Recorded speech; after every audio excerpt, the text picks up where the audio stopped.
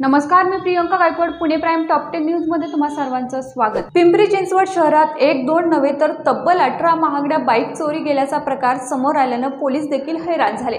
अथक प्रयत्नानंतर चोरट्याचा शोधही पोलिसांनी लावला, मात्र त्याच्या कबुली जबाब ऐकताच पोलिसही हैराण झाले आणि पोलिसांनी अक्षरशः डोक्यालाच हात लावला. या चोरट्याने यूट्यूब या सोशल मीडिया माध्यमावर चोरी करण्याचे व्हिडिओ पाहून मोटरसायकल चोरी केल्या. या आरोपीला पिंपरी चिंचवड पोलिसांच्या गुन्हे शाखा पथक 4ने बेड्या ठोकल्यात. अभिषेक हावळेकर असं या चोरट्याचं नाव आहे. त्याने यूट्यूबवर व्हिडिओ पाहून 1-2 नव्हे तर तब्बल 8,90,000 रुपये किमतीच्या 18 दुचाकी चोरल्याचं समोर आलंय. लोणी काळभोर पोलीस ठाण्याच्या हद्दीत वारंवार गुन्हे करणाऱ्या 2 अट्टल गुन्हेगारांना MPDA कायद्याअंतर्गत कारवाई करून 1 वर्षासाठी नागपूर मध्यवर्ती कारागृहात स्थानबंद करण्यात आला आहे. तर 3 गुन्हेगारांना पुणे शहर, पिंपरी चिंचवड आणि जिल्ह्यातून 2 तडीपार करण्यात आली आहेत, अशी माहिती लोणी काळभोर पोलीस ठाण्याचे वरिष्ठ पोलीस निरीक्षक राजेंद्र करणकोट यांनी दिली आहे. पुणे येथील हर्बल सोसायटी या संस्थेकडून कदमवाक वस्ती लोणी काळभोर ग्रामपंचायत हद्दीत वाहतूक सुरक्षा जनजागृती मोहीम 27 ऑगस्टला राबवण्यात आली आहे. नेशन चेंज मेकर मोहिमेची सुरुवात पुणे सोलापूर महामार्गावरील लोणी काळभोर स्टेशन चौकात करण्यात आली. रस्त्याचे नियम पाळा असे फलक दाखवून संस्थेच्या प्रतिनिधींनी लोणी स्टेशन चौकात जनजागृती केली. ही मोहीम संपूर्ण पुणे शहर तसेच लगतच्या संपूर्ण परिसरात महिनाभर राबवण्यात येणार असल्याची माहिती संस्थेचे प्रतिनिधी डॉक्टर अविनाश वाघमारे यांनी दिली आहे. हवेली तालुक्यातील वळती ग्रामपंचायत हद्दीत कात्रजकडे डिझेल घेऊन निघालेल्या टँकरचा अपघात झाला आहे. ही घटना 27 ऑगस्टला घडली. यावेळी स्थानिकांनी अपघात पाहण्यासाठी मोठी गर्दी केली होती. यामध्ये कोणतीही जीवितहानी झाली नसली तरी टँकरचं मोठ्या प्रमाणात नुकसान झाले. टँकर डिझेलने भरलेला असून सुदैवाने अपघातात टाकी लिकेज न झाल्याने मोठी दुर्दैवी घटना टळली आहे. इंद्रायणीचे पाणी अधिक दूषित असल्याने महापालिकेला जलशुद्धीकरणासाठी कोट्यवधी रुपये खर्च करावा लागत आहे. अशुद्ध पाणी भूमिगत जलवाहिनीतून चिखली जलशुद्धीकरण केंद्रात आणले जाते. तिथं पाण्यावर प्रक्रिया करून समाविष्ट भागातील गावांना पाणी पुरवठा केला जातो. हे पाणी शुद्ध करण्यासाठी एका वर्षाला 7 कोटी रुपयांचा खर्च येतो, अशी माहिती पुणे महापालिकेकडून देण्यात आली आहे. मागील काही दिवसापासून अगदी क्षुल्लक कारणावरून वाद, खून, मारामारी होण्याचे प्रकार गेल्या काही दिवसांमध्ये मोठ्या प्रमाणात होताना दिसत आहे.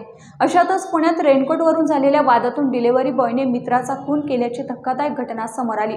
2 डिलिव्हरी बॉयमध्ये झालेल्या वादाचं रूपांतर खुनामध्ये झालं. ही घटना सिंहगड रोड भागातील नरे परिसरात घडली. रेनकोटवरून झालेल्या वादात मित्रानं पोटात चाकू खुपसून खून केलाय.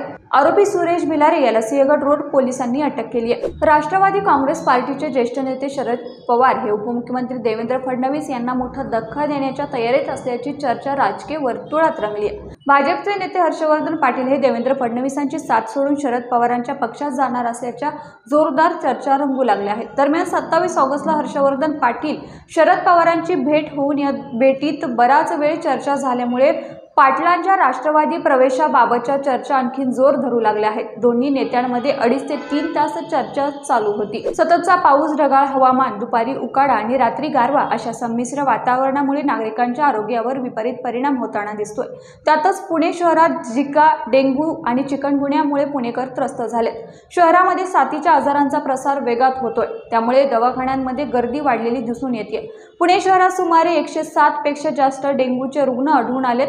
झिकाचे 94 तर चिकनगुन्ह्याचे 68 रुग्ण आढळून आले आहेत. त्यामुळे पुणेकरांच्या चिंतेत वाढ झाली आहे. या राज्यात महिलांवर होणारे अत्याचार मोठ्या प्रमाणात वाढले आहेत. महिला अत्याचाराबाबत सरकार असंवेदनशील आहे.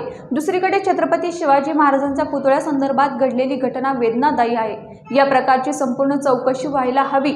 या प्रकाराबद्दल राजकारण केले जाते असं भाजपच्या नेत्यांनी बोलणे याबद्दल या सरकारला लाज वाटायला पाहिजे. या प्रकारचा आणि सरकारचाही आम्ही जाहीर निषेध करतो, अशा शब्दात खासदार सुप्रिया सुळे बारामतीतील पक्ष कार्यालयात 27 ऑगस्टला प्रसार माध्यमांशी बोलत होत्या. बारामतीत कायद्याचा धाक उरला आहे की नाही असा प्रश्न आता नागरिकांकडून विचारला जातोय. त्यामागील कारण म्हणजे टोल नाक्यावर ओळखपत्र मागितले म्हणून टोल नाक्यावर काम करणाऱ्या मुलाला चक्क उठ्या-बशा काढायला लावण्यात आल्याचा प्रकार समोर आला आहे. टोल नाक्यावर काम करणाऱ्या मुलाला आरटीओच्या गाडीतून आलेल्या व्यक्तीने या उठ्या-बशा काढायला लावल्याचा प्रकार बारामती तालुक्यातील पालखी महामार्गावर टोल नाक्यावर घडलाय. या प्रकरणी बारामती तालुक्यातील सुपे पोलीस ठाण्यात तक्रार दिली असून पुढील तपास सुरू आहे. पुणे प्राईम टॉप 10 न्यूज या बातमीपत्रात इथेच थांबतोय, मात्र तुम्ही पाहत राहा पुणे प्राईम न्यूज.